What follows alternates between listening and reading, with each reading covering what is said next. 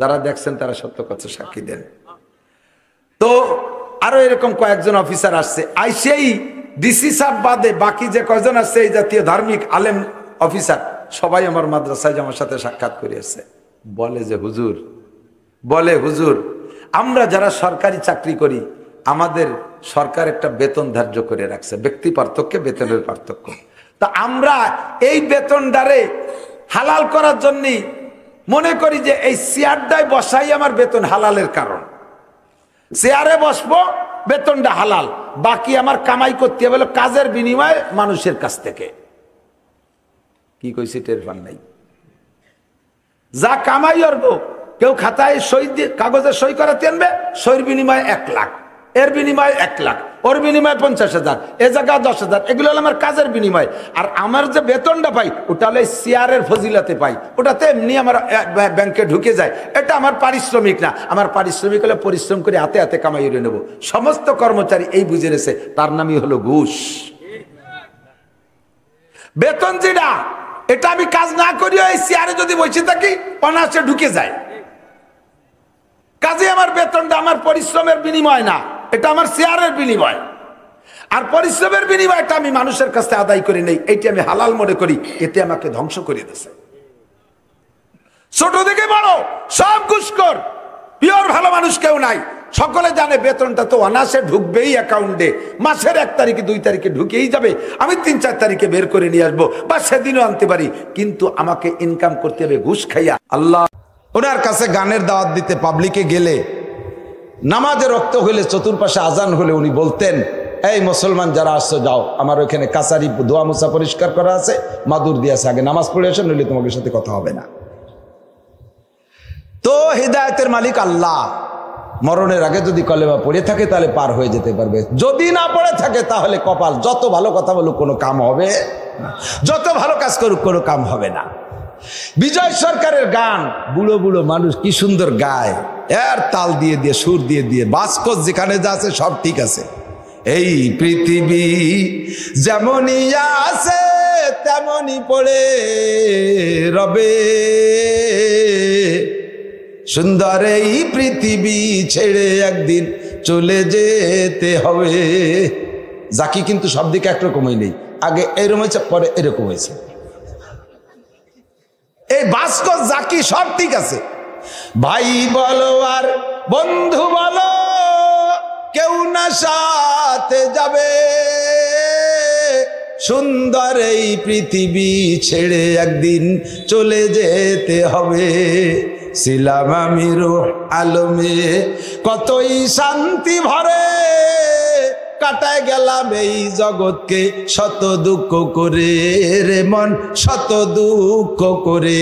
বাসকোজ নাচন dance যেখানে যা আছে কণ্ঠের বা সবই তুমি মুখস্থ কইরা বিজয় সরকারের গানটা শিখলে বুড়ো কালে, কেন তুমি মুহাম্মদুর রাসূলুল্লাহর কণ্ঠে সূরা ফাতিহা পড়া শিখলা না? মহিলা আয়েশা খাদিজার কণ্ঠে কেন কোরআন পড়া শিখলি না? মমতাজের কণ্ঠে গান গাওয়া শিখলি, রুনা লাইলার কণ্ঠে গান গাওয়া শিখলি, যুবকরা মনির খান আলমগীরের কণ্ঠে গান গাওয়া শিখলি, মেসি আর নাইমার রোজ সুন্নতের পর আমল করে প্যান্ট আর গেঞ্জি আর চুল কাটা শিখলি, সেই কোয়ালিটিতে দাড়ি কাটা শিখলি। সাহাবায়ে কেরামদের কোয়ালিটিতে দাড়ি রাখা কেন শিখলি না? নবীওয়ালা তরজে পোশাক পরা কেন শিখলি না? সাহাবাদের তরজে কেন কোরআন পড়া শিখলি না? আয় একটু আয়, উতলুমা উহিয়া ইলাইকা মিনাল কিতাব, হে নবী উম্মতের কাছে কোরআন শরীফ তিলাওয়াত করে শোনান।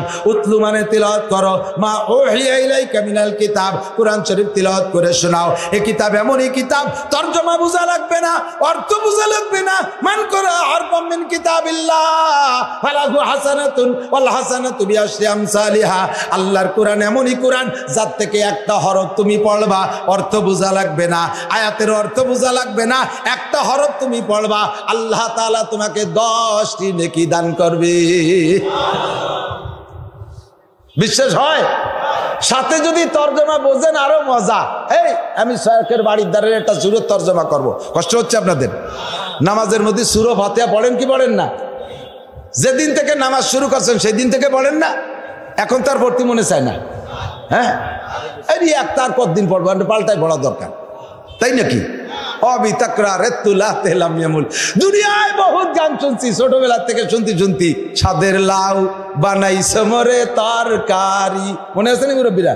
এক সময় এই গান ছিল না, ডুগডুগি লুগলুগি কে তো কত দেখাইতো, এই গান শুনতাম। রূপে আমার আগুন জ্বলে যৌবন ভরা অঙ্গে, প্রেমের সুধা পান করে নাও আয় রে আমার দিওয়ানা। এ পুরান গান এখন শুনলি মনে হয় লাথিতে চিৎ করে ফেলাই দিই, ঠিক না? মমতাজের গান বুকটা ফাটতে যায়, যখন প্রথম গায় তখন হুজুররা আটে আর কান্ডা ওই দিকরায় কয় ভালো হইতে শোনা যায়। এখন যদি কেউ গায় মনে কয় লাথি দিয়ে তার বুকটা ফাটাই ফেলাই দিই। জীবন ভরে সূরা ফাতিহা পড়ি, ইমাম সাহেব পড়ে, আমরা পড়ি, আর আমাদের বিরক্ত লাগে না। যতবার পড়ি ততবার নতুন মজা লাগে। আলহামদুলিল্লাহি রাব্বিল আলামিন আর রহমানির রহিম মালিকি ইয়াউমিদ্দিন ইয়্যাকা না'বুদু ওয়া ইয়্যাকা নাস্তাঈন ইহদিনাস সিরাতাল মুস্তাকিম সিরাতাল্লাযীনা আন'আমতা আলাইহিম গায়রিল মাগদুবি আলাইহিম ওয়ালাদ-দাল্লিন। কন্যা আমিন। খারাপ লাগছে? 20 পারা কোরআন শরীফ পড়ার নাকি আমিও পাইছি, যারা অন্তর দিয়ে শুনছেন প্রত্যেকের আমলনামায় 20 পারা কোরআন শরীফ পড়ার নাকি লেখা হয়ে গেছে। এমনই মজার কোরআন, পড়ার সময় যদি তর্জমাটা বোঝেন তাহলে মজা লাগবে। এই এদিক তাকান, নামাজ তো সবাই পড়ি, বিশেষ করে আইম্মায়ে মাসাজিদ ইমাম যারা আছেন তারা জেহরি কিরাতে অবশ্যই, আর আমরা সেররি আর জেহরি জোরে পড়ি আর আস্তে পড়ি। সূরা ফাতিহা পড়ার তর শিখে নেন আমার থেকে, বলবো? আমরা গড়গড় গড়গড় করে পড়িয়ে চলে যাই, মাঝে কোনো গ্যাপ দেই না, কিন্তু প্রত্যেকটা আয়াতের পরে আল্লাহ তাআলা এক একটা জবাব দেয়। আপনি যখন পড়েন আলহামদুলিল্লাহি রাব্বিল আলামিন, সমস্ত প্রশংসা ওই আল্লাহর যে আল্লাহ সারা জাহানের প্রতিপালক। এই বলার সাথে সাথে আল্লাহ কয় হামিদানি আব্দি, এত খুশি হয় আল্লাহ। বলার সাথে সাথে আল্লাহ জবাব দেয় হামিদানি আব্দি। ও ফেরেশতারা, আমার বান্দা আমার প্রশংসা করছে, বান্দা তোমাকে থ্যাংক ইউ, ও বান্দা তোমাকে ওয়েলকাম, বান্দা তোমাকে স্বাগতম, বান্দা তোমাকে ধন্যবাদ, আর তুমি আমার প্রশংসা করেছো। এই বলে আল্লাহ তাআলা আপনার এই আয়াতের জবাব দেয়। কোন সুবহানাল্লাহ। আর রহমানির রহিম বলার সাথে সাথে আল্লাহ কয় আতনা আলাইয়া আব্দি, আমার বান্দা আমাকে আবারও প্রশংসা করেছে। মালিক ইয়াউমিদ্দিন, বিচার দিনের মালিক আমার আল্লাহ। বিচার দিনের মালিক কে? বাংলাদেশ হাইকোর্টের বিচারপতি, সুপ্রিম কোর্টের বিচারপতি, ভারতের হাইকোর্টের বিচারপতি, আমেরিকার বিচারপতি। বিচার দিনের মালিক কে? মালিক ইয়াউমিদ্দিন।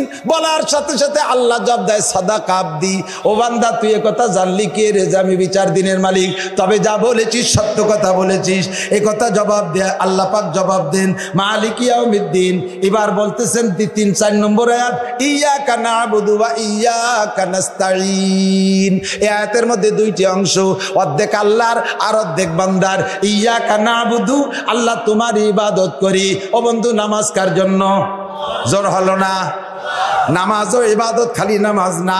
ইয়্যাকা না'বুদু, নামাজ পড়ি তোমার ইবাদত। রোজা রাখি, ইয়্যাকা না'বুদু, রোজা তোমার ইবাদত। তিলাওয়াত করি তোমার জন্য, মসজিদ করি তোমার জন্য, মাদ্রাসা করি তোমার জন্য, দান করছি তোমার জন্য, কুরবানি করি তোমার জন্য। এ বলো, টুপি রাখো, টুপি পরি কার জন্য? দাড়ি রাখছি কার জন্য?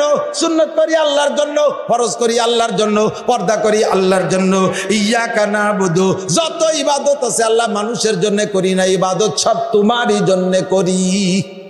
এলো অর্ধেক, আর অর্ধেক কি কইছি? ওয়া ইয়্যাকা নাস্তাঈন। রব্বুল আলামিন, আমার কি কি দরকার এটা তো আমি জানি না, আমার সব দরকার তুমি জানো, আমার সব প্রয়োজন তোমার কাছে আমি প্রার্থনা করি। ওয়া ইয়্যাকা নাস্তাঈন। এই তরজমা মনে থাকবেন তো?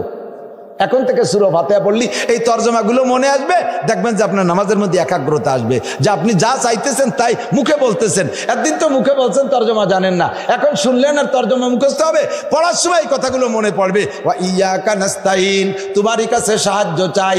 এই কথা বলার পরে আল্লাহ কি জবাব দেয় জানেন? কয় হাযা বাইনি ওয়া বাইনা আব্দি ওয়ালি আব্দি মা সাআলা। এই আয়াতটা আমার আর আমার বান্দার মাঝে 2 ভাগ। আমার টুক যেটা আছে আমি পাইলাম, ওয়ালি আব্দি মা সাআলা, আমার বান্দা যা চাইতেছে সব তারে দিয়ে দিলাম। ওয়ালি আব্দি মা সাআলা, তোকে চাকরি লাগবে, আলাদা আল্লাহ নামাজের মধ্যে সূরা ফাতিহার মধ্যে কই না যে আল্লাহ আমার একটা চাকরি দাও কইও না। ওই নাস্তাইনের মধ্যে সব আছে। যদি তোমার চাওয়াটা একাগ্রতার সাথে হয়, মালিকরা সামনে রেখে চাও, উবুদ রাব্বাকা হাত্তা ইয়াতিয়াকাল ইয়াকিন, উবুদ রাব্বাকা ও কি বলে হাদিস, ওয়াবুদ হাত্তা কি কয় কান্নাকা তারাহু, ওয়াবুদ রাব্বাকা হাত্তা কান্নাকা তারাহু। তুমি তোমার রবের ইবাদত করো কেমন যেন আল্লাহকে দেখতেছো, কেমন যেন আল্লাহকে দেখতেছো। আরে ভাই, আল্লাহকে দেখতেছি ভাব যদি কল্পনা আমার সামনে আসে, তখন আমার মাথার মধ্যে কিচ্ছু আসবে না, দুনিয়ার কোনো ধান্দা আসবে না। আপনি নামাজে এদিকে দিকে খুব জায়গা মতো চলে আসছি, নামাজে দাঁড়াইয়া আপনি ভাববেন আমি এখন দাঁড়াইছি কার সামনে? ডাইনে জান্নাত, পিছর বামে জাহান্নাম, দাঁড়িয়ে আছি পুলসিরাতের উপরে, নড়াচড়া কায়দা আছে, পিছনে আজরাইল। আমি তাহলে এই অবস্থা উঠতেছি। আসসালাতু মেরাজুল মুমিনিন ভাবতে ভাবতে আপনি মনের কল্পনা নিয়ে একেবারে 7 আসমান পার হইয়া, বাইতুল মামুর পার হইয়া, আপনার জায়নামাজ সহ সিদরাতুল মুনতাহা পার হইয়া আপনি চলে গেছেন আরশে আজিমে। আল্লাহ পাক তার চেয়ারে বসা আছে, আপনি আল্লাহর চেয়ারের সামনে দাঁড়াইয়া আল্লাহ নূরানি চেহারা দেখতেছেন, আল্লাহ নূরানি চেয়ার দেখতেছেন। আর ওইভাবে কল্পনার ভিতর দিয়া আলহামদুলিল্লাহি রাব্বিল আলামিন আর রহমানির রহিম মালিক ইয়াউমিদ্দিন ইয়্যাকা না'বুদু ওয়া ইয়্যাকা নাস্তাঈন। ও আল্লাহ, ইবাদত করতে তোমার সামনে আরশে আজিমে আমি চলে আসি, ইবাদত তোমারই করি, সাহায্য তোমারই কাছে চাই, সাহায্য তোমারই কাছে চাই। আল্লাহকে কি সাহায্য চাও? কয় জীবনে যা দরকার সব দিবা, বিশেষ করে তোমার কাছে একটা জিনিস চাই, ইহদিনাস সিরাতাল মুস্তাকিম, আমার সিরাতে মুস্তাকিম দাও। আল্লাহ, বাংলাদেশ ভরে গেছে হাজারো হাজার রাস্তা, আমি তো রাস্তা খুঁজে পাচ্ছি না। আমলিগ, বিএনপি, জামাত, জাতীয় পার্টি, আটরশি, চন্দ্রপাড়া, মানিকগঞ্জ, সুরেশ্বর, বজেশ্বর, ইনায়তপুর, বাহাদুরপুর, শরিয়তপুর, মাদারীপুর, ফরিদপুর, তবলিগ, সরমুনাই, এতাআতি, ওয়াজাহাতি, তারপরে হিজবুত তাওহীদ, কাদিয়ানি, আহলে হাদিস, কি আর বলতে বুঝে উঠতে পারতেছি না। আল্লাহ, আমি চলে আসছি আরশে আজিমে, তুমি আমার সামনে, আমি এই জায়গাতে ভালো একটা পথ আমার না দেওয়া দিলাম, যাতে পারতেছি না। ইহদিনাস সিরাতাল মুস্তাকিম, সঠিক পথ আমাকে দেখাও। আল্লাহ কয় সঠিক পথ তোর কি দূরে একটা জানা আছে? কোন ধরনের সঠিক পথ? কয় যে আল্লাহ সিরাতাল্লাযীনা আনআমতা আলাইহিম, যেই পথে চলার কারণে একদল মানুষকে তুমি পুরস্কৃত করেছো, সাহাবায়ে কেরাম, নবী রাসূল, আমারে সেই রাস্তায় চালাও। তবে আল্লাহ, তোমার কুদরতি কদমে আমি সিজদা দিয়ে বলে যাব, আমারে এক রাস্তা দুইটা রাস্তায় বসে চালাইও, তোমার পায়ে ধরি আল্লাহ, তোমার কুদরতি পায়ে পড়ে আমি সিজদা দেব একটু পরেই আল্লাহ, আমি তোমার পায়ে পড়ে বলি গায়রিল মাগদুবি আলাইহিম ওয়ালা দাল্লিন, অভিশপ্ত জাতি, পথভ্রষ্ট জাতি, এদের পথে আমারে চালাইও না।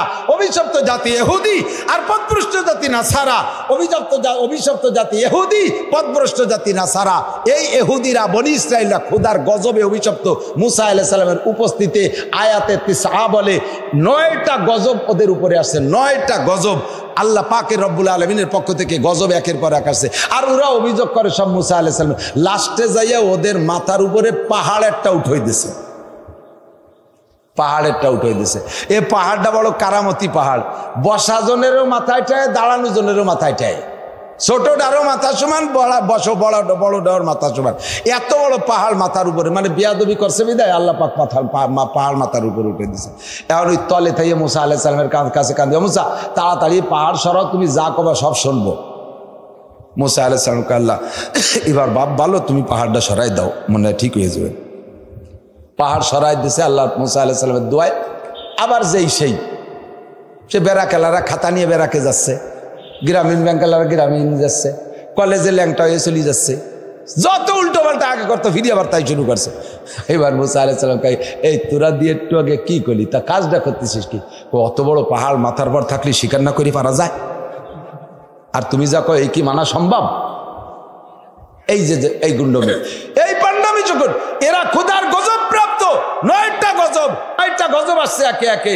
এই মাগদুবি আলাইহিম, আল্লাহ ইহুদিদের দলভুক্ত করো না, ওয়ালা দাল্লিন, নাসারারা পথভ্রষ্ট, তারা হযরত ঈসা আলাইহিস সালামকে আল্লাহর ছেলে বলে, মারিয়ামকে আল্লাহর স্ত্রী বলে।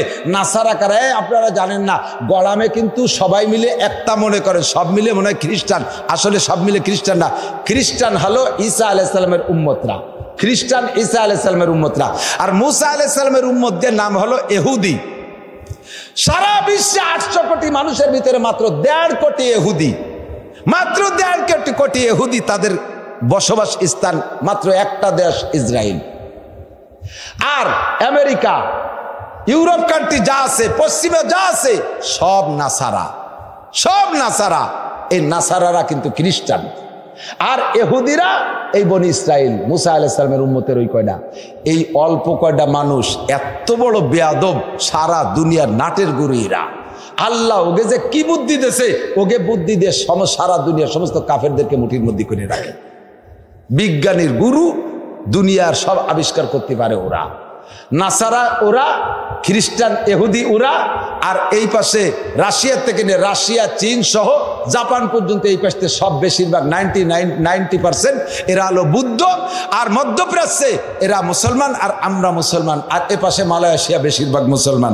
তো এই মিলে আর ভারতের ভিতরে হিন্দু, শ্রীলঙ্কা মালদ্বীপে আছে হিন্দু। তো এই ইহুদিরা মাগদুবি আলাইহিম আর দলিন হলো নাসারারা। আমি আল্লাহ পাকের সামনে দাঁড়াইয়া রব্বুল আলামিনের কাছে দোয়া করে আসছি, আল্লাহ আমি ইহুদি নাসারাদের দলভুক্ত হতে চাই না, আমাকে সঠিক রাস্তা দেখাও। এইভাবে যদি নামাজের মধ্যে কোরআন শরীফ পড়েন, এবার যখন বলছেন ওই যে প্রথম আয়াত মাঝের আয়াত পড়ছেন 5 নম্বর আয়াত, এই ইয়াকা নাবুদু ওয়া ইয়াকা নাস্তাইন, ওই সময় আল্লাহ জবাব দিয়েছে হাজা বাইনি ওয়া বাইনা আবদি ওয়ালি আবদি মা সাআলা। এটা আমার আর আমার বান্দার মাঝে 2 ভাগ, আমার বান্দা যেটা চাইছে তারে সেটা দিয়ে দিলাম। এরপরে পড়ছেন ইহদিনাস সিরাতাল মুস্তাকিম, এবারও আল্লাহ কয় ওয়ালি আবদি মা সাআলা, সিরাতাল্লাযীনা আন'আমতা আলাইহিম, এবারও কয় ওয়ালি আবদি মা সাআলা, গায়রিল মাগদুবি আলাইহিম ওয়ালাদ-দাল্লিন, এবারও আল্লাহ কয় ওয়ালি আবদি মা সাআলা। এই ওয়ালাদ-দাল্লিন কয়ে ছেড়ে দিলেন। নবী পাক বলেন ইযা ক্বালাল ইমামু গায়রিল মাগদুবি আলাইহিম ওয়ালাদ-দাল্লিন ফাকুলু আমিন, তোমরা সবাই বলবা আমিন। ইমামের ওয়ালাদ-দাল্লিন যদি কানে শোনো, তোমরা দাল্লিন বলার পরে আমিনটা বলবা, তোমরা সবাই আমিন বলবা। তবে এই আমিন জোরে বলা লাগবে না, এই আমিন বলতে হবে আস্তে। কেন আস্তে বলবেন? আল্লাহ নবী আরেকটা হাদিসের মধ্যে বলেন মান ওয়াফাকা তামিনুহু তামিনাল মালাইকা গুফিরা লাহু মা তাকাদ্দামা মিন যামবিহি, যেই ব্যক্তির আমিন ফেরেশতাদের আমিন, এই ভালো করে শুনতে হবে, যেই ব্যক্তির আমিন ফেরেশতাদের আমিনের সাথে মিলে যায়, আল্লাহ তাআলা তার আগের গুনাহ সব মাফ করে দেয়। সুবহানাল্লাহ, বুঝছেন এই কথা? তাহলে আমার আমিন যদি ফেরেশতার আমিনের সাথে মিলাইতে পারি, সব গুনাহ মাফ। আমার আমিন ফেরেশতার আমিনের সাথে মিলানোর জন্য 2টা দিক। কয় দিক? একটা হলো টাইমে মিল, ফেরেশতারাও যখন আমিন বলে আমি তখন বলবো। আর একটা হলো কণ্ঠের মিল, শব্দের মিল, ফেরেশতারা যে শব্দে বলে আমি সেই শব্দে বলবো, তাহলে হুবহু মিল হলো। বুঝছেন না কথা? ইমাম যখন ওয়ালাদ-দাল্লিন বলে ছেড়ে দেয়, ফেরেশতারা ওই সময় আমিন বলে, আমরাও সেই সময় আমিন বলি, তাহলে টাইমের মিল হলো, অর্ধেক গুনাহ মাফ। এবার কণ্ঠের মিল, ফেরেশতারা কি আমিন জোরে বলে না আস্তে বলে? জোরে বললি তো জীবনে একবার হলেও শুনতাম। ফেরেশতারা যেহেতু সাউন্ড ছাড়া বলে, আমিও যদি সাউন্ড ছাড়া বলি, আওয়াজ ছাড়া বলি, তাহলে মিলে গেল ফেরেশতাদের সাথে 2 দিক দিয়ে, সময়ও মিললো, আওয়াজও মিললো, সব গুনাহ মাফ। এদিকে ফেরেশতাদের সাথে টাইমে মিলাইছি, ওদিকে শব্দে মিলেই নেই। ফেরেশতারা কইছে আস্তে, আর আমি বললাম আমিন। ফেরেশতারা কয় তোর অর্ধেক মিলছে, অর্ধেক মিলে নেই, তোর অর্ধেক গুনাহ থাক। তাই যেতে পারে, কোয়া যায় না। আমিন বলবেন আস্তে, কথা কি মনে আছে? তো দোস্ত উতলুমা উহিয়া ইলাইকা মিনাল কিতাব, ইমাম সাহেবরা নিষেধ আছে বিদায় একটানে কয় আলহামদুলিল্লাহ রহমানির রহিম মাগদুবি হঠাৎ দাল্লিন, একে নিচে যে হঠাৎ দাল্লিন, মাঝে কি হচ্ছে শোনা যায় না। বিশেষ করে তারাবির নামাজ, তারাবির নামাজে তো আলহামদু শোনা যায় আর ওলা দাল্লিন শোনা যায়, মাঝে একটু বুঝাই যায় না। এই স্যার রেল গতিতে চলে। আল্লাহ যে আপনার আয়াতের পর জবাব দেবে, আল্লাহরে সুযোগ দেবেন না, ভাগ দেবেন না। প্রত্যেক আয়াতের পরে থেমে থেমে পড়া, আস্তে পড়লেও আওয়াজ ছাড়া পড়লে এরকম থেমে থেমে পড়বেন। আমরা পাবলিকরাও পড়বো উতলু মা উহিয়া ইলাইকা মিনাল কিতাব। এরপরে আল্লাহ বলে ওয়া আকিমিস সালাহ, তিলাওয়াত করো কিতাব, আর নামাজ কায়েম করো। জোরে বলেন কি কায়েম? নড়বে না, কি কায়েম? আজকে ফিলিস্তিনিদের জন্য দোয়া হবে, গাজাওয়ালাদের জন্য দোয়া হবে। লাস্টে আমরা সূরা ইখলাস আর ফাতিহা খতম এবং দোয়া ইউনুস পড়ে দোয়া করব। আজকে বিকেলবেলা খবর আসছে ইসরায়েলের পাক্কা সিদ্ধান্ত, যত সমরাস্ত্র আছে 3 লক্ষ সেনাবাহিনী মোতায়েন করছে গাজার বর্ডারে। 72 ঘন্টার ভিতরে গাজাকে মাটির সাথে মিশিয়ে দেবে, ধুলোর সাথে মিশিয়ে দেবে। কোনো ঘর বাড়ি মানুষজন কিচ্ছু রাখবে না, এই প্ল্যানে ইসরায়েল নামছে, আরামসে বসে রয়েছেন দোস্ত। কমপক্ষে এই জায়গা শেষে একটু তাদের জন্য মোনাজাত করে যাওয়া যাবে না? যাবে না ইনশাআল্লাহ? যুবক নরিষ্ঠে ভাই, অল্পক্ষণের মধ্যে দোয়া করে দেবো ইনশাআল্লাহ। গাজার মুসলমানদেরকে আল্লাহ বিজয় দান করো, বলেন আমিন। আল্লাহ হামাসের মুসলমানদেরকে বিজয় দান করো। লেবাননের মুসলমান হিজবুল্লাহকে আল্লাহ জয়ী করে দাও। ফিলিস্তিনের যুবকদেরকে মুসলমানদেরকে জয়ী করে দাও। আল্লাহ মামুনদের চোখের পানি তুমি কবুল করে নাও। এতিম ছোট বাচ্চারা পতাকা হাতে করে নাচছে, তাদের পতাকা তুমি কবুল করে নাও। তোমার দ্বিতীয় কাবা বাইতুল মুকাদ্দাসকে আজকে রাতারাত তুমি বিজয়িত স্বাধীন করে দাও। দোয়া করে যাবেন ইনশাআল্লাহ। আকিমিস সালাহ, নামাজ কবুল হয় কি বলে, দোয়া কবুল হওয়ার জন্য 1 নম্বর ফরজ হলো, 1 নম্বর শর্ত হলো 5 ওয়াক্ত ফরজ নামাজ। উলামায়ে কিরাম সাক্ষী, ফরজ নামাজের পরে দোয়া কবুল হয়। এর জন্য সবাই মিলে হাত উঠে মুনাজাত করতে হবে তা না, যার যার দোয়া সেই করতে হবে। আমার কি কি দরকার এটা কি ইমাম সাহেব জানে? কথা কয় না। ইমাম সাহেব যদি দল বল নিয়ে মুনাজাত না করে, অনেক মসজিদে ইমামরে চাকরিও ছুটোই দেয়। ইমাম সাহেব আছে যে এইভাবে মুনাজাত করা, রেগুলার করা, বাধ্যতামূলক করা বেদাত, এই জন্য উনি মাঝে মাঝে ছাড়তে চায়। কমিটির মাথার 10-12 জন এবার রেডি হয়েছে, ইমাম যদি খালি একদিন মুনাজাত বাদ দেয় এবার ওর দেবো চাকরি খাই দেবো। ইমাম সাহেব ঠিক আছে, মোনাজাত যদি করতে হয় তাহলে ইসরায়েলের জন্য হুজুররা যেরকম দোয়া করতেছে ওইরকম মোনাজাত করে ছেড়ে দেবো। আরবিতে দোয়া করে আল্লাহুম্মা খুজ আদাই, আল্লাহুম্মা খুজ আদাই। ইমাম সাহেব দোয়া করতেছে, মোনাজাত করতে হবে তো, সবাই কয় আল্লাহুম্মা আমিন। আল্লাহুম্মা জালজিল আকদামাহুম, সবাইকে আল্লাহুম্মা আমিন। আল্লাহুম্মা শাত্তিত শামলাহুম, আল্লাহুম্মা আমিন। কি কয় জানেন? ইমাম সাহেব আল্লাহ যে কয়টা আমার চাকরি ছুটোতে লাগছে ওই কয়টারে ধরো, সেই কয়টাই কয় আল্লাহুম্মা আমিন। আল্লাহ ওকে মুখ কালা করে দাও, সাবিদু জুহাহুম, ওই কয়জনকে আল্লাহুম্মা আমিন। আবার মুনাজাত আসছে। কাজে ইমামর ওই দায়িত্ব দেওয়ার দরকার নাই, আমার পক্ষে করছে না বিপক্ষে করছে তা আল্লাহ জানে। আমার মুনাজাত আমি করব, কথা কন। আর যে মুনাজাত আমরা বাংলায় কই বুঝি, আজকে আমরা ফিলিস্তিনিদের জন্য করব ইনশাআল্লাহ। আমার মুনাজাত আমি করব। আকিমিস সালাত, 5 ওয়াক্ত নামাজ পড়ো। তারাফাইন নাহার ওয়া যুলাফাম মিনাল লাইল, দিনের কিছু অংশ রাতের কিছু অংশ। জীবন ভরে নামাজ পড়ে দোয়া করলে দোয়া কবুল হয়, কিন্তু নামাজও পড়ি দোয়াও করি কবুল হয় না কেন? বহুতবার উলামায়ে কিরামের কাছ থেকে শুনেছেন, বলতে গেলে আমার 10 ঘন্টা 20 ঘন্টা সময় লাগবে, এত কিছু লাগবে 2 রাকাত নামাজ পড়তে। সুন্দর করে আমরা কয়জনে নামাজের মাসালা জানি, সঠিকভাবে কয়জন পড়তে পারি? অজুটা বানাইছেন তাই সুন্দর হয় নাই, পেশাব করছেন ঢিলা ব্যবহার করেন নাই। পুরুষরা যদি পেশাব করে ঢিলা ব্যবহার না করে, পেশাব করে ঢিলা ব্যবহার না করে, 99% পুরুষের গা এবং কাপড় নাপাক থাকে। ওই অবস্থায় জীবন ভরে নামাজ পড়লে ওই নামাজে কাম হয় না। ওই নামাজের পরে দোয়া করলে দোয়া কবুল হয় না। নামাজের ফরজ জানেন না, ওয়াজিব জানেন না, সুন্নত জানেন না, সব মিলাইয়া আমাদের ছোট্ট ছোট্ট বাচ্চারা দেখেন নুরানিতে পড়ে, তারা নামাজের 60টি মাসআলা কি সুন্দর হয় না, এখানে প্রদর্শনী হয় নামাজের 60টি মাসআলা। একটুক বাচ্চা জানাজার ইমামতি করতেছে, নামাজ জানাজার সব কিছু জানে। একটা জানাজার এলান হইলে তো সবাই লাইন ধরে দাঁড়ায়, আর বড় বড় নেতা হলে তো জানাজা লোক আরো বেশি হয়। এবার দেখলাম, গত বছর দেখলাম বাংলাদেশের বড় এক নেতা মারা গেছে, জানাজার প্রথম কাতার হিন্দু নেতারা দাঁড়ালো।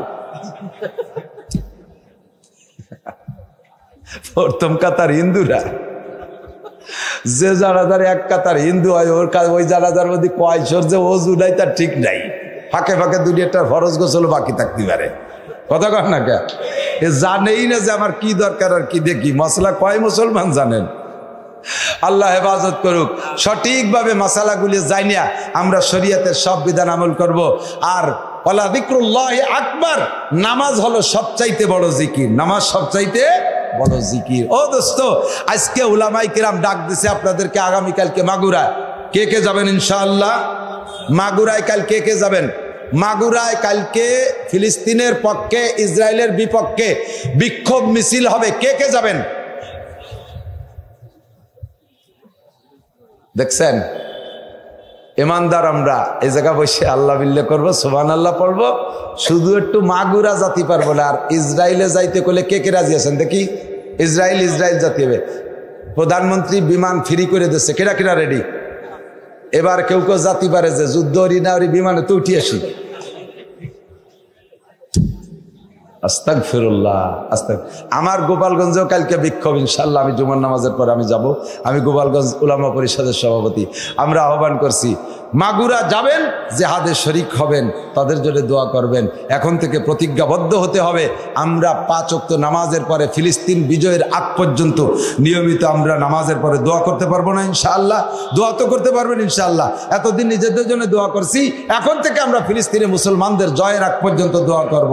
আর এই উলামায়ে কিরাম আছে বিদায় এখন আপনাদেরকে ডাকতেছি, এ থাকবে না তো ডাক বন্ধ হয়ে যাবে। আর এই উলামায়ে কিরাম প্রোটেকশন হয় মাদ্রাসা থেকে, কাজেই আমরা সর্বহালাতে সমালোচনার মুখ বন্ধ রাখবো। এদিক থেকে আমি মাঝে মাঝে বলি, আমার মাদ্রাসায় যে খবর নেন, আমি এই জায়গায় থাকলাম, আপনি ফোনও করতে পারেন, আমার অফিসিয়াল নাম্বার দিয়ে দিচ্ছি। আমার অফিস করেন যিনি মাওলানা আব্দুল করিম সাহেবের কাছে, যে আমাদের নাসির সাহেব মাদ্রাসায় কি দেয় আর কি নেয় একটু জিজ্ঞেস করতে পারবেন। আমি 2019 সালের থেকে আমার মাদ্রাসার প্রিন্সিপাল, আমার বেতন 30,000 টাকা, 30 পয়সা আজও নিতে পারি নেই। আর 19 সালের থেকে এই পর্যন্ত প্রায় 50 লক্ষ টাকা আমি মাদ্রাসায় দিছি। 50 লক্ষ টাকা, 1 পয়সা তো নেই। আজকে দুপুরবেলা মেহমানের সাথে চাইলে খানা খাইছি, সুযোগ পাই নাই, আগামীকাল যে 500 টাকা দিয়ে রসিদ কেটে দেবো। আমি মাদ্রাসার খাইও না, বেতন করিও নেই না।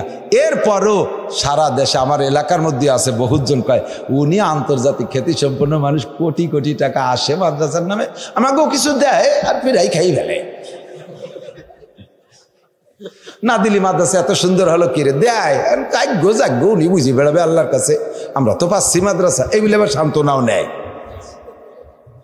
ইন্না বাদাজ জান্নাহ ইসমুন, কুধারণা করবেন কবিরা গুনাহ হবে, কুধারণা কবিরা গুনাহ। মাঝে মাঝে একটা উদাহরণ বলি, 2 ফকির মহিলা ভিক্ষে করতেছে, যৌথ ভিক্ষে করে পয়সা পাইছে 5 পাই, কথা কেন না, পয়সা পাইছে 5 পাই।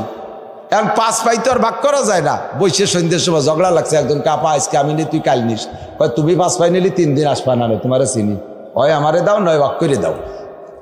এই 5 পাই ভাগ করবে কি রে? এর মধ্যে 2 পুলিশ আইছে, পুলিশ এসে চাচি সন্ধ্যে হয়ে গেছে, এখন আপনি এসে কাকা বাড়ি যান। বাবা 5 পাই ভাগ করতে পারতেছি না, এই জন্য বাড়ি যেতে পারতেছি না। আর তোমরা প্রশাসনের লোক, তা একটু ভাগ করে দাও, একটু বাড়ি যাই। এখন পুলিশ হোক আর আইজি হোক, 5 পাই ভাগ করতে পারবে নি? এখন পুলিশ মহা বিপদে পড়ে গেছে, বিপদ থেকে বাঁচার জন্য পকেটের আর 5 পাই বেরোইয়া কয় যে ওই 5 পাই এক চাচি নাও, আর এই 5 পাই আর এক চাচি নাও। 2 চাচিরে 2 5 পাই দিয়েছে, সমাধান হয়ে গেছে, যাও বাড়ি যাও।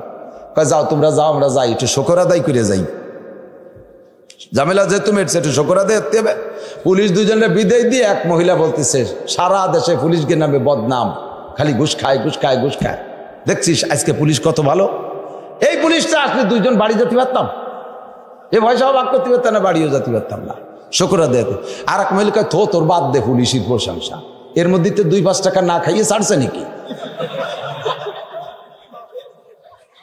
এর মধ্যে তো 2-5 টাকা না খাইয়ে, পয়সা কত? 5 পাই, পকেটের দেশে 5 পাই, তার মধ্যে তো 2-5 টাকা না খাইয়ে ছাড়ি নেই। এর নাম জাতে পুলিশ। এইরকম বদনাম আজও রয়েছে পুলিশের করে। বহুত পুলিশ জানি একটা পয়সাও খায় না, তাহাজ্জুদ ছাড়ে না, আল্লাহর রহমতে আমার ভক্ত পুলিশ বহুত আছে। বহুত পুলিশ এরকম টাকা যদি হাতে আসে, ওই টাকা খায় না। কিছু একটা ফাংশন আছে সরকারিভাবে, কিছু কিছু দুই পাতা থাকে, ওর মধ্যে কিছু পয়সা না করিয়েও ঢোকে, সে পয়সা পুলিশই খায় না। এরকম পুলিশ আমি জানি, ও পয়সাগুলো সোয়াবেন নিয়ে ছাড়া গরিব গরিব মিসকিন মাদ্রাসা মসজিদে দিয়ে দেয়, এরকম কাজ করে আমি জানি। আবার তারপরে গোটা পুলিশ গোষ্ঠী শুদ্ধ বদনাম, 2-5টা না খাইয়ে ছাড়ি নেই, পয়সা আলো 5 পাই। নিজের জায়গা জমি লেখে দিয়া, ঘর বাড়ি দিয়া, বেতন করি খাবো না, এরপরও কয় আরে আছে ইনকাম আছে। এই মন্তব্য করে মুসলমান পিছিয়ে পড়ে গেছি। সব আমরা কুমন্তব্য করে, দেখেন কাফেররা কি সুন্দর জোট, কেউ কেউ সমালোচনা করে না। হিন্দুদের মধ্যে কি জোট, কেউ কেউ সমালোচনা করে না। তাদের মন্দির গির্জা প্যাগোডা যা যা আছে সব সুন্দরভাবে চালাই যাচ্ছে। আমাদের মসজিদ মাদ্রাসা করতে গেলে দুনিয়ার গ্যাঞ্জাম আমাদের 4 জায়গা, মসজিদের মধ্যে, মাদ্রাসার মধ্যে ঈদগাহ আর গোরস্থান, ঠিক না? ওকে সাথে গ্যাঞ্জাম। এইবার কমিটিতে কে কে অমক অমক বাদ দেও, মসজিদে যাবো না, আর টিন কিনে নেয়, বাস কাট, মসজিদে হেনে হবে, আমার জায়গা ছাড়িয়ে দিছি। মুসল্লির কিসির অভাব? আমার মাইয়েই তো 7টা, মুসল্লির অভাব নেই, ওনার মাইয়েই 7টা। পয়লা বিটা বিটি একসাথে গেছে, পরে মসজিদে কেউ নেই, ছাগলে শুয়ে শুয়ে খালি নেজ নাড়ায় আর পায়ের বড়ি বেলায়, হয়ে গেল মসজিদ একটা। মাদ্রাসা, এ মাদ্রাসা আমি হুজুরে মাইরে খায়, বাদ দে মাদ্রাসা, বন্ধ করে দে, হুজুরকে দেবো না। ঈদগাহ গ্যাঞ্জাম লেগে গেছে, বানা আমাকে বাড়ির দ্বারা ঈদগাহ বানা, ওকে ঈদগাহ যাবো না, যত গ্যাঞ্জাম এই 4 জায়গা। 4 নম্বর কবরস্থান, ওকে কবরস্থানে লাশ মাটি দেওয়া যাবে না, বাইসে থাকতে গ্যাঞ্জাম হচ্ছে, লাশে লাশে গ্যাঞ্জাম বাঁধতে পারে, মাটির তলে যে মারামারি লাগায় না, ওই জন্য লাশে লাশে গ্যাঞ্জাম টেনশন বেঁধে গেছে। যত ঝামেলা এই জায়গা। আট নিয়ে গ্যাঞ্জাম, সেই আটে দুই দল হাট করে। বাজার নিয়ে গ্যাঞ্জাম, দুই দল সেই বাজারে বাজার করে। স্কুল নিয়ে গ্যাঞ্জাম, দুই দলের ছেলে মেয়ে সে জায়গায় লেখাপড়া করে। রাস্তার উপরে মারামারি, একদল কোনোদিন কইল না যে ওদের সাথে এই রাস্তায় মারামারি হয়েছে, ওরা এই রাস্তায় দিয়ে হাঁটে, আমরা রাস্তায় দিয়ে হাঁটবো না, আমরা খালের মধ্যে দিয়ে হাঁটবো, এ বলে কেউ রাস্তা ছাড়ে না। কিন্তু মসজিদ, মাদ্রাসা, ঈদগাহ, গোরস্থান এইগুলো সব শয়তানের চাইল, কথা কোন ঠিক না? শয়তানের কপালে লাথি মারিয়ে, জুতো মারিয়ে আমরা এই চাইর প্রতিষ্ঠানে ঐক্য হয়ে থাকতে পারবো না ইনশাআল্লাহ, পারবো না ইনশাআল্লাহ। মুসলমান যদি এখনো সংগঠিত হয় তাহলে এদের নারায়ে তাকবীরের ধ্বনিতে কাফেরের অন্ডকোষ খুঁজে পড়ে যাবে, ওই স্টক করে মরে যাবে শুধু মুসলমানের নারায়ে তাকবীরের ধ্বনি শুনিয়ে। দুঃখের বিষয় হলো আমরা 3 মৌলবী 13 দল, 3 মুসলমানের 13 দল, আমরা কেউ কেউ সাথে মিশতে পারি না। এগুলো সব ফিতনা বাঁধায় রাখে শয়তান। শয়তানকে আল্লাহ তাআলা আমাদেরকে শয়তানের হাত থেকে আল্লাহ বাঁচাক। জোরে বলেন আমিন। আল্লাহ হেফাজত করুক, বলেন আমিন। আমি কালেকশন পারিও না, কিছু কইও না, কালেকশনের আর ফাইনাল হয়ে গেছে, এখন কালেকশনের কথা বলাও যাবে না। এখন হবে দোয়া, শুধুমাত্র সূরা ফাতিহা একবার, সূরা ইখলাস আর সূরা দোয়া ইউনূস পড়ব কয়েকবার। তার আগে আমি আপনাদের কাছে একটু মেহমানদারি চাচ্ছি। কিসের মেহমানদারি? ফিলিস্তিনের মুসলমানরা যদি বলে যে ভাই বাঙালিরা আমাদেরকে 100 টাকা দাও, আমাদের 100 টাকা দাও, আমরা একটু পানি কিনে খাই, একটু পানি কিনে খাই, তাহলে এই আর্তনাদ করা কান্নাকাটিওয়ালা মুসলমানদের বাচ্চাদের জন্য 100 টাকা পানি দিতিনের জন্য দিতে রাজি আছেন না? আছেন না? কথা কন। একইখানে না থাকলেও বাড়ির থেকে আনিয়ে দেবো, দাঁড়া বাবা আমি তোর পানি কেনার টাকা দিচ্ছি। বহুত ফিলিস্তিনে পানি বন্ধ করে দিয়েছে, কি বলা হয় কোন জায়গা, হামাসের ওই এলাকা, কোন জায়গার নাম যেন কি, গাজায় পানি বন্ধ করে দিছে, কারেন্ট বন্ধ করে দিছে, ঔষধ বন্ধ করে দিছে, চিকিৎসা বন্ধ, খাদ্য বন্ধ করে দিছে। কি কষ্ট জীবনযাপন করতেছে। এই আমার এলাকায় এক লোক সুফি সাহেব দরবেশ, খুব বুঝতে হবে, এদিক তাকান, জরুরি কথা। দরবেশ সাহেব, সুফি সাহেব জিকির করে, বড় জুব্বা, মাথায় পাগড়ি, মানে সে বিড়ি খালিও দস্তারখানে খায়, এত সুফির সুফি। এই সুফি সাহেব লেনদেন আবার ভালো না, আছে না এরকম কিছু? অভাব নাই জি। এই সুফি সাহেব এক ডাক্তারের কাছে 300 টাকার ওষুধ খাইছে, 3 বছর আজ দেই কাল দেই করে 300 টাকা দেই নেই। এর মধ্যে তবলিগা লাগে কাছে তশকিল হইয়া উনি 3 চিল্লাই চলে গেছে। ওই সুফি সাহেব তবলিগে যাইয়া মানুষের হক সম্পর্কে শুনছে যে আল্লাহর হক নষ্ট করলে আল্লাহ ক্ষমা করে দিতে পারে, মানুষের হক মানুষে ক্ষমা না করলে আল্লাহ ক্ষমা করতে পারবে না। কাজেই বাড়ি যে কেউরে গালি দিলি মাপ চেয়ে নাও, লেনদেন থাকলে সেরিয়ে নাও। বাড়ি এসে সুফি সাহেবের কাপকাপি শুরু হয়ে গেছে, ডাক্তার সাহেবের কাছে আগে গেছে। তো যাইয়া ওনার এ জায়গাও লেনদেন সার্ভের ভিতরে টাকা দেবে না, মাপ চাওয়ার মধ্যে দিয়ে সেরিয়ে আসবে, এই হলো প্ল্যান। তো ডাক্তার সাহেবের তো আজ থেকে প্রায় 30 বছর আগের কথা বলছি, 30, 35, 40 বছর আগের কথা। সেই আমলে 300 টাকার কত দাম। তো সেই সময় উনি টাকা না দিয়ে মাপের মাধ্যমে, মাপ সার মাধ্যমে সারিয়ে আসবে এই বলে, যা ডাক্তারের সত্য 300টা মনেই রয়েছে। এখন ডাক্তার অপেক্ষায় রয়েছে কবে তারে পাই। আর সেই লোক আজকে বাড়ি আসিয়া উনার টুক উনি মাপ চেয়ে আনবে বিদায় কায়দা করে ভাগ। তবলিগি যে কথাও শিখছে, যাইয়ে ডাক্তারে বলতেছে, ডাক্তার সাহেব তবলিগি যে সব কিছু শুনছি শিখছি, দুনিয়ার থেকে সব কিছু মিটমাট করে যাওয়া উচিত, কাজেই আমি সিদ্ধান্ত নিছি বাড়ি গ্রাম ঘুরে ঘুরে ঘুরে সব জায়গার থেকে এই লেনদেনগুলো সেরিয়ে ফেলবো। আমি আপনার কাছে যা পাবো, সব মাফ করে দিলাম। জীবনে আপনি আমার যা শক্ত কথা কইছেন সব মাফ করে দিলাম। উনি যখন বস্তা ধরে ঢালিয়ে দিছে, তাহলে ডাক্তার সাহেবও দেবে, এই জন্য উনার টুক আগে উনি দিছে যে আমি আপনার কাছে যা পাবো সব মাফ করে দিলাম, আর কোনো চাইলেন আরো আমার দাবি নাই, আর আপনিও আমার আল্লাহর রাস্তায় মাফ করে দেন যাতে সমান সমান হয়ে যায়। তো ডাক্তার সাহেব কয়, তোমার সব মাফ করে দিছি, টাকা 300 ফেলাও, টাকা 300 ফেলাও। কয় তা মাফ করলেন কি? মাফ করছি এলো, দেওয়ার কথা ছিল 3 বছর আগে, এই 3 বছর ঘুরাইছিস, এই ঘুরানোর গুনাহ মাফ করে দিছি, টাকা ফেলা। আল্লাহ কয় 16 বছর বয়সে নামাজ ফরজ করছি, ওই সময় পড়িস নেই, এখন বয়স 50, এখন টাকা ফেলা, নামাজ পড় আর মাফ চা, তাহলে এই যে এতদিন ঘুরাইছিস এই গুল্লি মাফ করে দেব।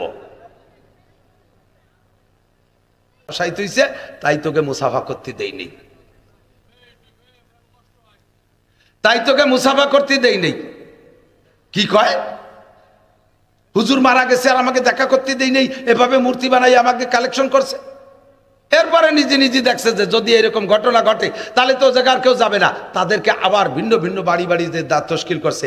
আরে মানুষ তো মরিয়ে যাবে, আদম আলাইসালাম গেছে, শীস আলাইসালাম গেছে, কত মানুষ চলে গেছে, আরও তোমরাও মরবা, মাহলাইলও মরছে, তাতে মন খারাপের দরকার নেই। একটা মূর্তি বানাইছে, তারে দেখলে তো তোমাদের মাহলাইলের কথা মনে পড়ে, কাজে ও জায়গা মাহলাইলের প্রতি অনাস্থার দরকার নেই। তবে একটা কাজ করতে পারো, যেহেতু অরিজিনাল মাহলাইল মারা গেছে আর মাহলাইলের স্থানে মূর্তিরে তোমরাই সম্মান করতেছো, তাহলে ও জায়গা যাইয়ে মাহলাইল বা সেই মাহলাইল যে শ্রদ্ধা না করে তোমরা প্রত্যেকে বাড়ি একটা মাহলাইল বানায় নাও, প্রত্যেকের বাড়ি একটা মাহলাইল বানায় নাও। সবাই দেখছে যে সুন্দর কথাই তো কইছে, তা মূর্তি মাহলাইলের শ্রদ্ধা করতে তাকে বাড়ি যাবো কে, তাহলে আমরা একটা বানাই। এই শুরু হলো মাহলাইল বানানো। দুনিয়ায় সর্বপ্রথম মূর্তি পূজার সূচনা এখান থেকে শুরু হয়ে গেছে। এরপরে শয়তান মন্দির টন্দির বানাইয়া বিভিন্ন যে বড়রা যখন মারা যায় তাদের একটা মূর্তি বানাইয়া এই পুজোর সিস্টেম তৈরি করেছে। সর্বপ্রথম আদম আলাইহিস সালাম আমাদের আব্বাজি, ওনার থেকে নিয়ে 1000 বছরের ভিতরে পৃথিবীতে কোনো মূর্তি পূজা ছিল না। কথা বলেন ঠিক ঠিক না? ও দোস্ত, আমাদের আল্লাহর কোনো রূপরেখা আমরা জানি না যে তার একটা মূর্তি বানায় আমাদের পূজা করতে হবে। আমরা কলেমা পড়েছি, বলেন আমানতু বিল্লাহি কামা হুয়া বিআসমাইহি ওয়া সিফাতিহি ওয়া কাবিলতু জামিআ আহকামিহি ওয়া আরকানিহি। কলেমা ইমানে মুজমাল। এই কলেমার নাম কি? ইমানে মুজমাল। কি পড়েছেন জানেন? আমানতু বিল্লাহি কামা হুয়া, আল্লাহকে বিশ্বাস করি, দেখি নাই আল্লাহ কেমন, গণেশের মতো 10 খান হাত নাকি আরো বেশি হাত, আল্লাহর কি হাতির মতো সুর আছে, আল্লাহর হাতে কি কুড়েলের ফেঁকা ধরে দাঁড়ায় রইছে, আল্লাহ কি দুর্বল যে পিছন দিয়ে বাস ঠেলিয়ে দিয়ে দাঁড় করে রাখা লাগবে, বছরের শেষ হতে হতে আল্লাহ কি দুর্বল হয়ে যায়, 3 দিক দিয়ে বাস বাঁধে আল্লাহরে ঠেলে রাখা লাগে, আল্লাহর কি রং আছে বছরের শেষে উঠা যায়, আল্লাহ কয় সিবগাতাল্লাহি ওয়া মান আহসানু মিনাল্লাহি সিবগা। আরে তোদের দুনিয়ার মূর্তিদের রং আছে, ওই রং বছরের শেষ হতে হতে থাকে না, মিস্টেরিয়ানের রং দেয়া লাগে। সিবগাতাল্লাহি ওয়া মান আহসানু মিনাল্লাহি সিবগা। আমি আল্লাহর রং আছে, তবে আমার রং ওঠে না। আমার রং কেমন তা তোরা জানিস না। আমাকে এক বাক্যে বিশ্বাস কর, কামা হুয়া, ওই আল্লাহকে বিশ্বাস করি যেমন আল্লাহ তেমনই। বলেন যেমন আল্লাহ তেমনই। তার কোনো রূপরেখা আমার জানার দরকার আছে? আছে। আল্লাহর আব্বা কিরা জানার দরকার আছে? আল্লাহর মা কিরা জানার দরকার আছে? আল্লাহর সৃষ্টিকর্তাকে জানার দরকার আছে? আরে আমার সৃষ্টিকর্তা আল্লাহ, তাই আমি জানলেই যথেষ্ট। আমার আল্লাহর সৃষ্টিকর্তা জানার দরকার আমার নাই, আমার নাই। ঠিক কি না? আল্লাহ পাক রব্বুল আলামিন আমাদেরকে দুনিয়ায় পাঠিয়েছেন, আমাদেরকে জান্নাত থেকে পাঠাইছে। আব্বাজির বাড়ি জান্নাত, মার বাড়িও জান্নাত। বাপের সূত্রে যে সম্পদ পায়, সম্পদের নাম হলো পৈতৃক সম্পদ, নাকি বলেন? আর মাম বাড়ির থেকে, নানা বাড়ির থেকে মায়ের সূত্রে যে সম্পদ পায় তার কয় মাতুল সত্য। ঠিক কি ঠিক না? তাহলে আব্বাজির বাড়িও জান্নাত, মার বাড়িও জান্নাত, আমাদের পৈতৃক সম্পদও জান্নাত, মাতুল সত্য জান্নাত। আর পৈতৃক সত্য আর মাতুল সত্য উভয়টারই ওয়ারিস হয় সন্তানরা। কাজে আমাদের মূল বাড়ি কোথায়? জান্নাতে। ঠিক কি না? এই জান্নাতে যাওয়ার জন্য আল্লাহ পাক রব্বুল আলামিন দুনিয়ার থেকে জান্নাত কামাই করে নেওয়ার জন্য আমাদেরকে পরামর্শ দিয়েছে। দুনিয়ার থেকে কামাই করে, ভাই আমার দিক থাকান, দুনিয়ার থেকে কামাই করে নিতে হবে। এখন কামাই করব কোন ভাবে, কি পদ্ধতিতে, এইটা তো আমার জানা নাই। ইচ্ছে মতো মন গড়া আমি দুনিয়া জান্নাত কামাই করার সিস্টেম তৈরি করলাম, অরিজিনাল ওইটা সিস্টেম না, তাহলে আমার হবে না। কাজেই জান্নাত কামাই করার জন্য পদ্ধতি যেটা, এর এলেম আমাকে শিখতে হবে। কথা কয় না? এলেম আমাকে না জানা, যদি সিস্টেম না জানি তাহলে ভালোবাসতে যে মেরে ফেলানো হয়। ছোট ছোট ভাই বোনের দিক তাকান, ছোট ছোট ভাই বোন অনেক ফ্যামিলিতে আছে, খুব ঘন সন্তান হয়, বছরে একটা। ওই বাড়ি খুশি হয়েছে, সুবহানাল্লাহ। বছরে একটা, হ্যাঁ বলেন সুবহানাল্লাহ, আলহামদুলিল্লাহ। কোটি কোটি টাকার মালিক, কত ডাক্তার দেখাইলো দেশ বিদেশ ঘুইরা, একটা সন্তানও হওয়াতে পারতেছে না। গরিব মানুষ ভিক্ষা করে খায়, আল্লাহর রহমতে বছরে বছরে একটা পায়। এটা আল্লাহর নিয়ামত, ঠিক কি না? ও দোস্ত, আল্লাহ কষ্ট হয়ে যাচ্ছে। আমাদেরকে আল্লাহ পাক রব্বুল আলামিন সন্তান দেয়, বলি শুকর আদায় করি আলহামদুলিল্লাহ। তো এমন গণ গণ করিয়া প্রত্যেক বছরে একটা বাড়িও আমি দেখছি। তো যেটা একেবারে লাস্ট ওটা বসা শিখছে, তার ইমিডিয়েটলি বড় যেটা সেটা আটা শিখছে, তার চেয়ে বড় যেটা সেটা আর একটু আটা শিখছে, একটু দৌড়নি শিখছে, নাক দিয়ে শিয়েন পড়ে। তার বড়টা হয়তো কেবল স্কুলে একটু যাইতে চাইতে পারে, এইভাবেই 6, 7, 8টা 10টা হয়ে গেছে। এখন বাপে বাইরের থেকে কিছু খাবার তা আনলে এই যেটা বাড়ি যারা থাকে ছোটরা ছেলে মেয়ে, বাপে খাবার তা আনলে কোনটা রাতে দেয় কোন তো? সবচেয়ে ছোটটা রাতে দেয়। সবাই ছোটটারে আদর করে, ভালোবাসে ছোটটারে। তো ছোটটারে যে কোলে করে, বাপের খাবারটা ছোট্টা রাতে দেশে যে কোলে করে বাঘপালি সে একটু পায়। এই জন্যে বাপে যখন কিছু খাবার তাই না ছোট্টারে দেয়, তাহলে ওই ছোটটারে কোলে করার জন্য 2 নম্বরটা 3 নম্বরটা 4 নম্বরটা কাড়াকাড়ি হরে, যে যেদিন বাঘে পায় কোলে নিয়ে তার সাথে সেও খায়। কিন্তু ওর ইমিডিয়েটলি বড় যেটা হাঁটা শিখছে সে তো ছোট্টারে কোলে উঠতে পারে না, এই জন্য সে তেমন বাঘে পায় না। এখন ও চিনতে পারছে বুঝে শুনে যে তারই আমি ওর একটু কোলে ওরা শিখি। এখন দুটাই এত ঘন ঘন বাচ্চা হলে কিন্তু পেট বড় হয়ে যায়, হাসাই গোস্ত নাই, গলা শূন্য, পেট বড়। এখন ওই বসাটারও পেট বড়, আটাটারও পেট বড়। তো ওই কেবল যেটা হাঁটতে পারে সে বসাটারে কোলে করতে গেছে, কোলে করতে গেছে, মোহাব্বত করে ভালোবেসে কোলে করতে, আর নিজের ছোট ভাই কোলে করতে গেছে। তো ও কোলে কিভাবে করবো? ও তো সবে মাত্র হাঁটতে পারে, আর বসাটার গায়ে ফিরে 7, 8, 10 কেজি ওজন, বড় এক পেট, খায় একেবারে গাদাইয়া, সে তারে কিভাবে করে? তো কোলে করতে যাই ওর গলা টলা জড়াই ধরে বুহির সাথে এরকম চিবিয়ে ধরছে, চিবিয়ে ধরে আটা দেশে, ওদিকে পাও পাততলে ভরি গেছে। একদিকে গলা চিবে ধরা আর একদিকে পাও পাততলে, এইরকম যদি 2-3 মিনিট আটে তাহলে ওটা মরবে না? এরা কি মারার জন্য কোলে করছে না ভালোবাসার জন্য? ভালোবাসার জন্য কোলে করছে, কিন্তু ভালোবাসার বয়সও হয় নাই, আর কোলে করার সিস্টেমও সে জানে না। এই জন্য ভালোবাসতে যে তারে গলা টিপে মারা হবে, কথা কোন ঠিক না? দিনকে খুঁজে পাইতে হলে আপনাকে বয়সও হতে হবে। এজন্য আল্লাহ তাআলা ভালোবাসার বয়স ধার্য করছে সাবালেগ। সাবালেগের আগে শরীয়তের কোনো বিধান আপনার উপরে আল্লাহ তাআলা চাপাই দেয় নেই, শরীয়তের কোনো বিধান নাই। সাবালেগের হওয়ার পরে আপনার পর শরীয়তের বিধান আসছে। এবার আপনাকে ইসলামের পর আমল করতে হলে জানতে হবে, মানতে হলে জানতে হবে। বলেন মানতে হলে জানতে হবে, না জানিয়ে মানা যায় না। অনেকে নামাজ পড়েন, কি পড়েন আপনি আমার কাছে জবাব দিতে পারবেন না।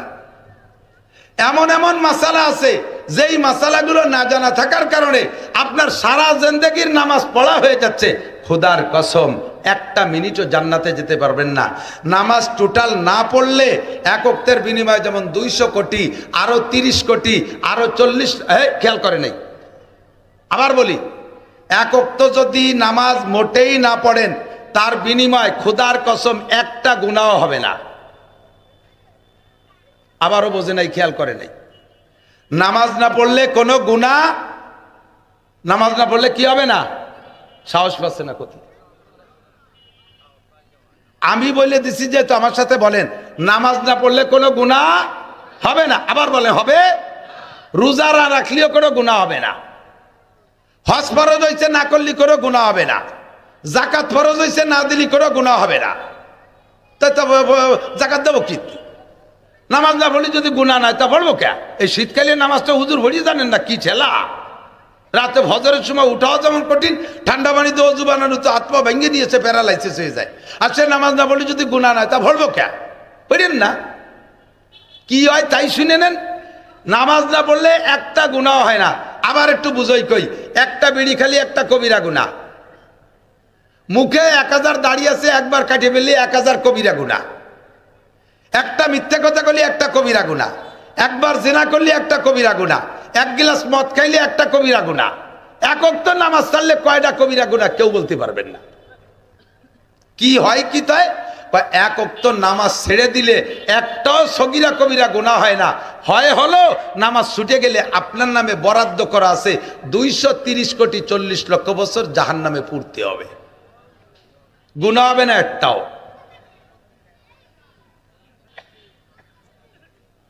কথা কি বুঝছেন? এরপরে আর একটু বোঝেন, আর একটু ভালো করে বুঝবে। জিনা করছেন, তওবা করছেন, মাপ। চুরি করছেন, তওবা করছেন, মাপ। বিড়ি খাইছেন, তওবা করছেন, মাপ। বেপরদা করছেন, তওবা করছেন, মাপ। গাঁজা খাইছেন, তওবা করছেন, মাপ।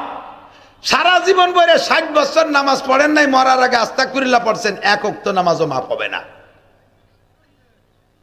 সারা জীবন বইরে রোজা রাখেন নাই, মরার আগে আস্তাগফিরুল্লাহকে রোজার থেকে তওবা করছেন, ক্ষমা হবে না, রোজার শাস্তি আপনাকে খাটতে হবে। আবার বোঝেন, যদি এই তওবার দ্বারা নামাজ আর রোজার হজ আর যাকাত মাফ হইতো, আর মাফ হওয়ার দ্বারা বিচার কি? আল্লাহ পাক বলেন যাকে আমি ক্ষমা করে দেই, যে গুনাহ থেকে ক্ষমা করে ওই গুনাহগুলো নেকি বানাই দেই। তাহলে আপনি মরার আগে সারা জীবন ভরে নামাজ না পড়ে আস্তাগফিরুল্লাহ পড়িয়ে আপনি সারা জীবনের নামাজের পরিবর্তে সমপরিমাণ নামাজ নিয়ে ক্ষমা তো পাইয়েই গেলেন, সমপরিমাণ নামাজ নিয়ে ভেস্তে চলে যাবেন। তা আমি বিটা 60 বছর খাইটে পিটে ভুড়ি কি এলো? তাহলে কেউ বলবো না মরার আগে আস্তাগফিরুল্লাহ করে মরবো। ভালো করে বোঝেন, বুঝতে পারছি? ও দোস্ত, এখন মোটেই নামাজ পড়েন নাই যারা, তাদের একাক বিশ্বাস হয়? বিশ্বনাথ বিশ্বাস হয়? একাকত্বের কারণে 80 হুকবা জাহান্নাম। মহিলারা পাগলামি করিস না, ছাগলামি করিস না, গা এলাই দিস না, আখিরাতে ভুল বুঝিস না। একাকত্ব নামাজের বিনিময় 80 হুকবা জাহান্নাম। জোহরের নামাজ যে জোহরে না পড়া দুনিয়ার কাজ কামের প্রেসারে জোহরে না পড়া আসরের সময় কাজা করলেন, আসরের নামাজের টাইম মতো না পড়া মাগরিবের সময় পড়লেন, আসর মাগরিবকে একসাথে ঈশার সময় নিয়ে পড়লেন, এরে বলে কাজা পড়া। তুমি টাইম মতো কেন পড়ো নাই? যদি তওবা না করে মরো, তওবা করলে কি হবে? এই টাইম নাম মতো না পড়া আর এক সময় পড়ার কারণে যে অন্যায়, তওবা করলে আল্লাহ এই অন্যায় মাফ করে দেবে, নামাজের কারণে ভিন্ন শাস্তি দেবে না।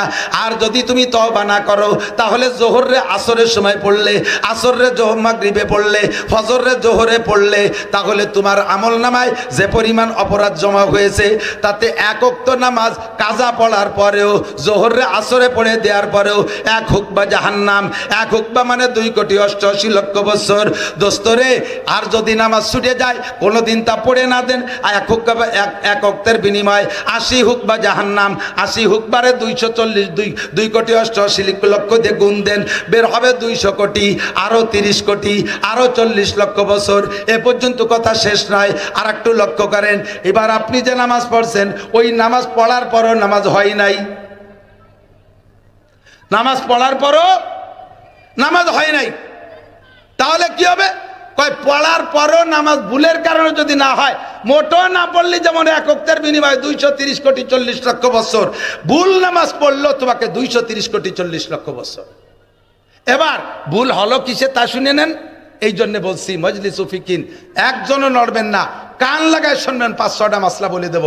সময় আমার 8:30 পর্যন্ত, অত্যন্ত অসুস্থতার ভিতর দিয়ে কয়টা মাসলা বলে মজলিসটারে দামি বানায় থুয়ে যাই। এদিক তাকান দোস্ত, যে কারণে নামাজ, যেসব কারণে নামাজ নষ্ট হয় তার ভিতরে 1 নাম্বার নামাজে অশুদ্ধ পড়া।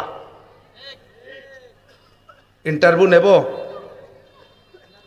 নেব, মাঠ খালি হয়ে যাবে, সামনে দিয়ে একজনের জিজ্ঞেস করতে, তুই পিছন দিয়ে সব সাই দিয়ে ভয় নাই, জিজ্ঞেস করতেছি না। চেহারা দেখে টের পাই, যে যার ব্যবসা করে সে তার মাল দেখলি বোঝে, এটা কথা কই না? যে যার ব্যবসা করে সে তার মাল। আমি মাল দেখলি চিনি।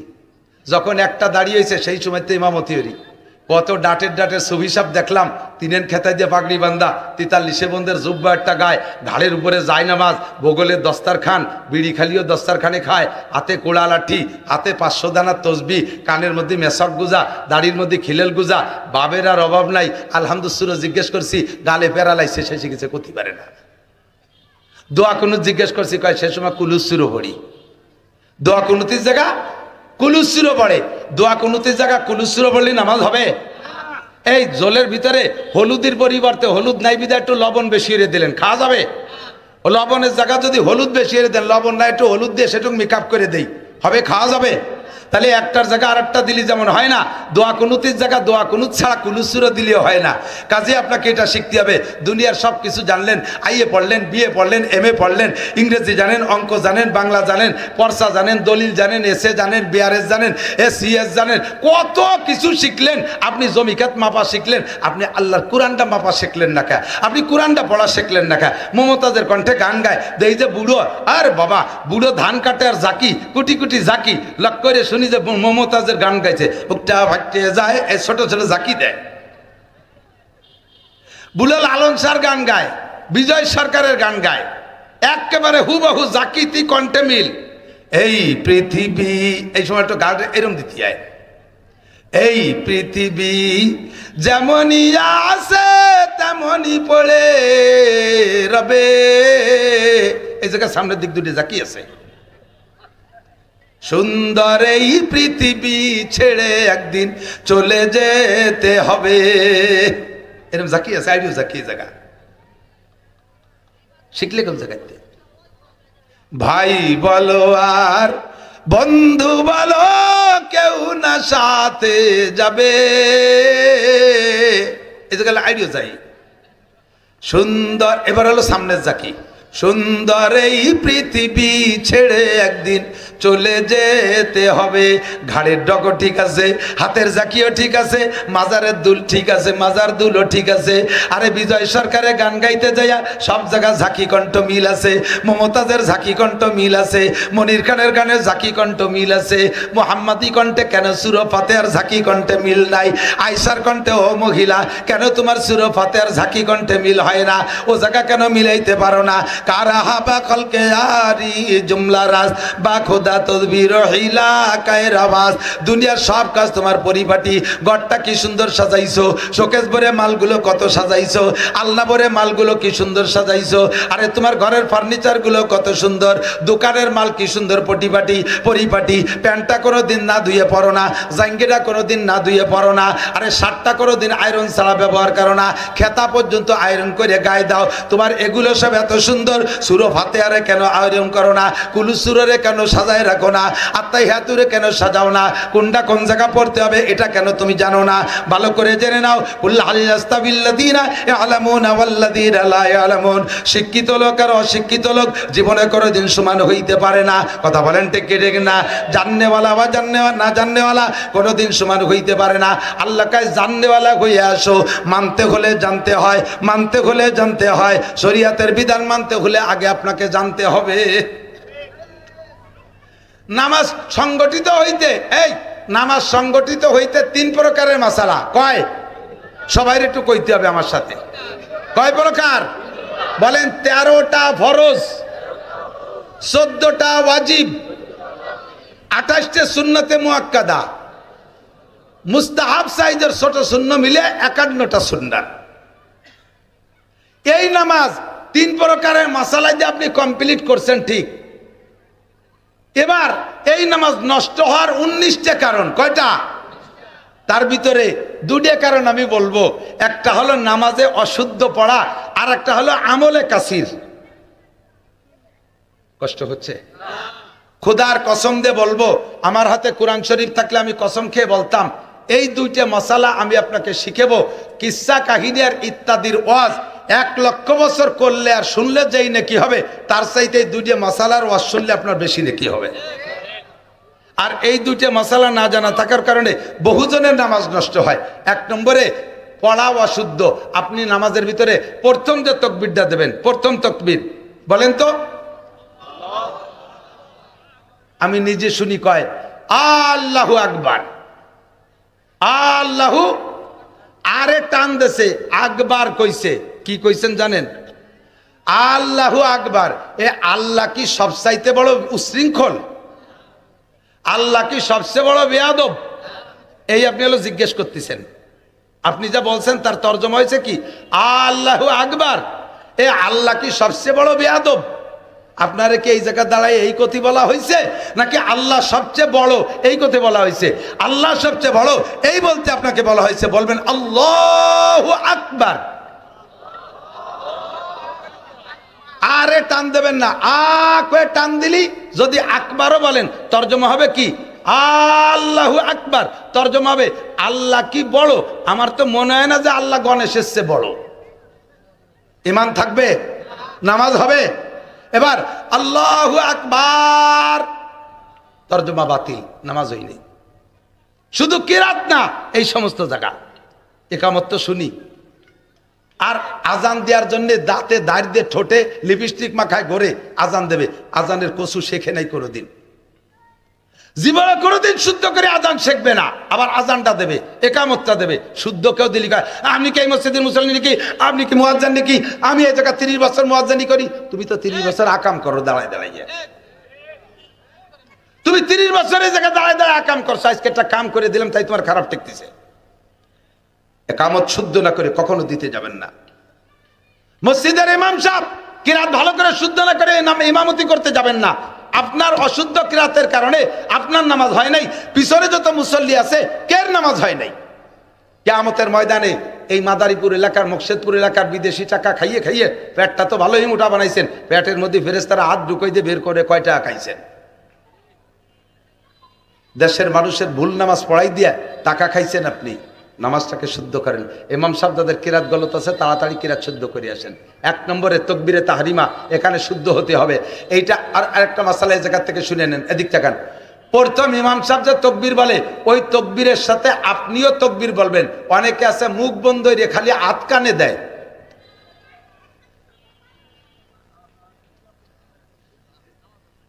তেরো ফরজের একটা ফরজ তকবীরে তাহরিমা মুখে বলা, কতক্ষণ? এইটা শুধু ইমাম সাহেব আল্লাহু আকবার বলবে না, আমরা সবাই বলতে হবে আল্লাহু আকবার। ঠিক আছে? এই তকবীর বলে না, খালি কানে হাত দেয়। কানে হাত না দিলেই নামাজ হবে, কোনো সমস্যা নাই। কানে হাত দেওয়া সুন্নত, সুন্নত ছুটে গেলে নামাজ নষ্ট হয় না। নামাজ হয় কিন্তু সুন্নত তরকের গুনাহ হয়। ফরজ আর ওয়াজিব ছুটে গেলে নামাজ হয় না। কাজেই আপনাকে এই ফরজ তকবীরটা, এরপরে উঠতে বসতে যে তকবীরগুলো এগুলো বলা সুন্নাত। না বললে নামাজ হয়ে যাবে, বললে নামাজ পূর্ণ হবে। কথা কি বোঝা গেছে? এবার কেরাতটা অশুদ্ধ আছে, যাদের কেরাত অশুদ্ধ পায়ে ধরি। আপনারা আমি পায়ে ধরি, কিয়ামতের ময়দানে আমি বলতে পারবো আল্লাহ আমি পায়ে ধরে কইছি, একটু আসেন কোরআন শরীফ পড়া শেখেন। নইলে এই শীতকালে অজু এত সময় নষ্ট করে নামাজ পড়তেছেন।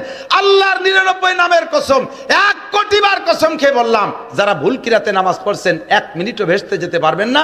নামাজে আপনাকে বাঁচাইতে পারবে না। আপনার নামাজের কারণে আপনাকে প্রত্যেক ওয়াক্তের বিনিময়ে 230 কোটি 40 লক্ষ বছর জাহান্নামে পোড়া লাগবে। কয় যদি পড়িয়ে নামাজ পড়ার পরেও যদি না হয় তাই আর পড়িয়ে কি হবে? তাহলে বাদ দিই। তাহলে কি বাদ দেবেন, নাকি যেভাবে পড়লে নামাজ হয় সেভাবে ওয়াতি চেষ্টা করতে হবে? চেষ্টা করতে হবে না? এখন চেষ্টা কি আমি বলে দেই। যাদের বয়স 60-70 বছর হয়েছে, একদিন যে নামাজ পড়ছেন ভুল কিরাত দিয়ে, কিচ্ছুই নেই, আমল নামায় লেখাই হয়নি। বস্তা বইরে এক জায়গায় পচা ছিঁড়া বস্তার মধ্যে গাদি দিয়ে টুয়ে দিছে। তাহলে কি হবে? তাহলে একদিন থেকে খাটি পিঠে কি হলো? এখন বাঁচার ছোট্ট একটা উপায় হলো, আজকে এই জায়গা থেকে পাক্কা প্রতিজ্ঞা করতে হবে যে আমি মরার আগে শুদ্ধ করে কোরআন শরীফ পড়া শিখবই। এই নিয়ত করেন এই জায়গা থেকে। আর কাল সকালবেলা আমি একখান কায়দা কিনে হুজুরের সাথে যোগাযোগ করব, মরার আগে কোরআন শরীফ পড়া শিখবই। এই পাক্কা প্রতিজ্ঞা করে এখন নিয়ত করে ফেলেন। সকালবেলা কায়দা কিনে মাদ্রাসায় আসবেন। এই নিয়তটা করে আপনি বাড়ি গেছেন, রাতের বেলা আপনি মরে গেছেন, মারা গেছেন, আল্লাহ তাআলা এই নিয়তের ওসিলায় বিগত 60 বছরের ভুল নামাজরে শুদ্ধ করে খাতায় লিখে দেবে।